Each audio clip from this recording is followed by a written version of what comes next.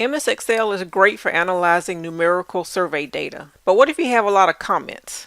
It's not so easy to go through the comments through an Excel file. So let's import this into Access. At the bottom left in your search window, type Access. Select Blank Database. Select the External Data tab.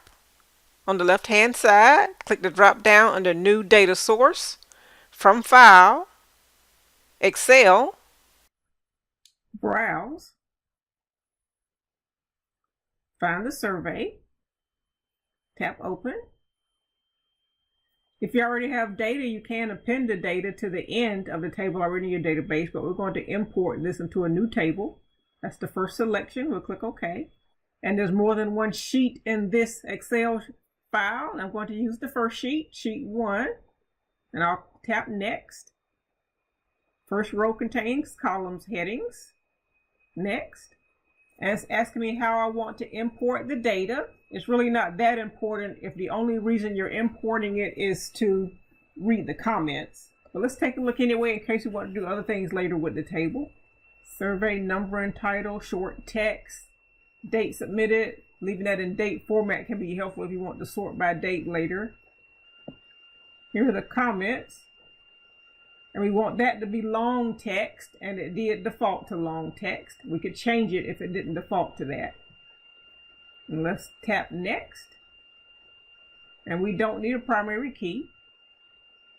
Next.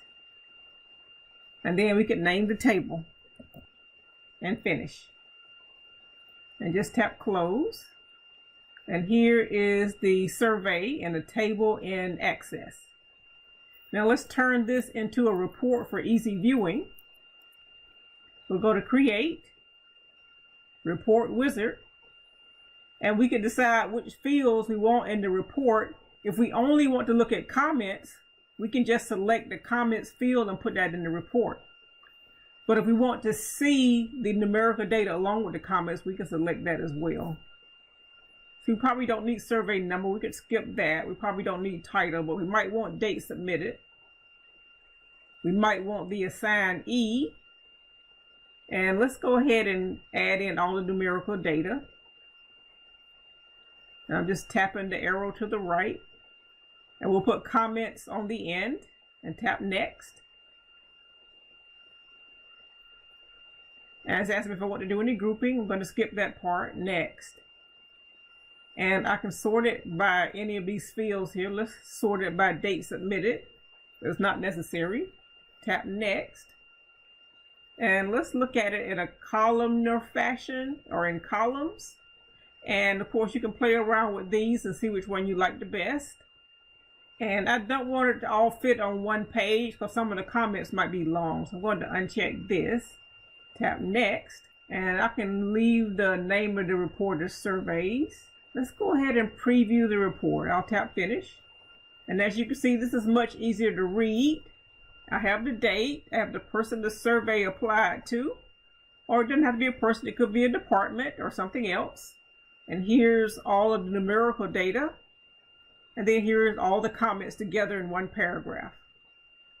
And as you can see, this report automatically split it up into sections. Like the first survey here has a white background. And then the next survey here has a dark background. Maybe we can go to page 2 by clicking the arrow down here. And let's scroll up and take a look. Here's page 2. And again, you notice it's alternating light and dark to make it easier to read. And if we wanted to, we can convert this to a PDF. By the way, we're still in Preview tab. In the data group, we tap PDF or XPS. And we'll export it as surveys.pdf. Tap Publish. And here is the PDF.